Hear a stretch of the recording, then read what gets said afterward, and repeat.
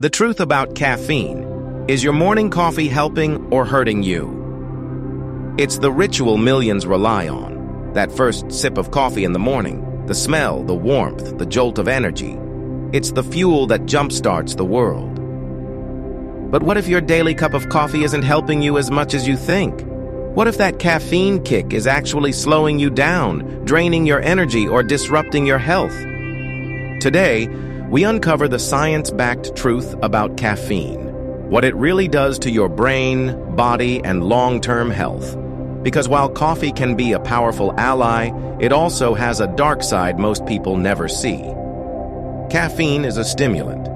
Within 15 to 45 minutes of drinking it, it enters your bloodstream and heads straight for your brain. There, it blocks a neurotransmitter called adenosine, the chemical responsible for making you feel tired. With adenosine out of the way, your brain releases a flood of dopamine and adrenaline, making you feel alert, awake, and focused.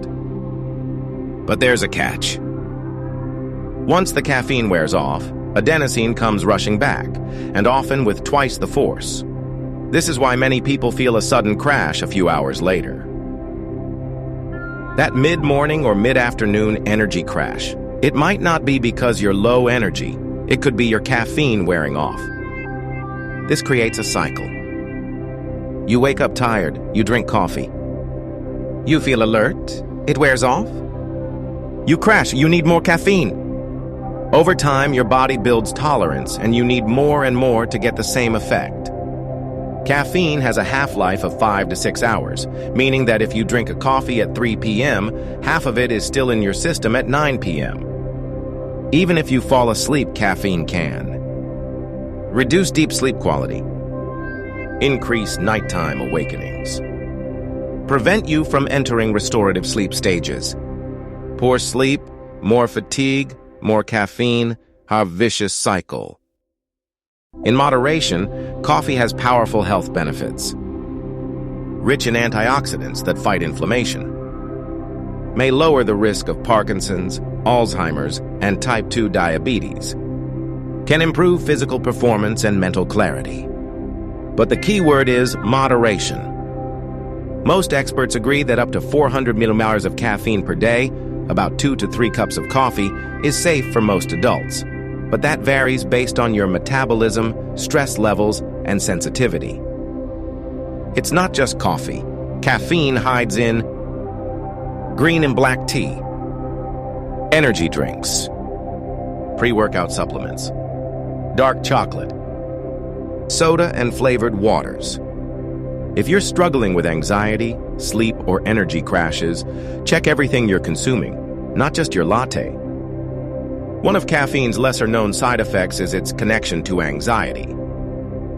Because caffeine stimulates the central nervous system, it can increase heart rate, trigger restlessness or jitteriness, intensify panic or anxiety attacks in sensitive individuals. If you're already stressed or anxious, caffeine may be amplifying the problem. Here are signs your caffeine habit may be doing more harm than good. You rely on coffee just to feel normal. You experience energy crashes or brain fog. You struggle with falling or staying asleep. You feel jittery, anxious, or restless after caffeine. If any of these sound familiar, it may be time to rethink your routine. You don't have to quit cold turkey to regain control. Try these strategies. Delay your first cup by 90 minutes after waking. Let your natural cortisol do its job first. Don't drink caffeine after 2 p.m. to protect your sleep. Drink water before coffee to avoid dehydration and crashes.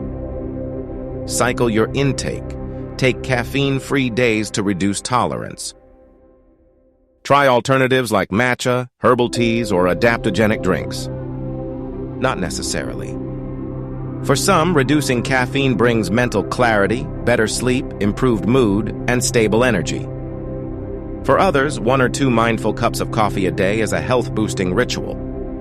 It's not about quitting, it's about becoming aware. Caffeine isn't good or bad, it's a powerful tool. Used wisely, it can boost focus, mood, and performance. Used recklessly, It can sabotage your energy, stress levels, and sleep. The key is listening to your body and making caffeine work for you, not against you. If you found this video helpful, hit the like button, subscribe to The Healthy Hive for more honest, science-backed wellness insights, and share this with a coffee lover who needs to hear the truth. See you in the next one.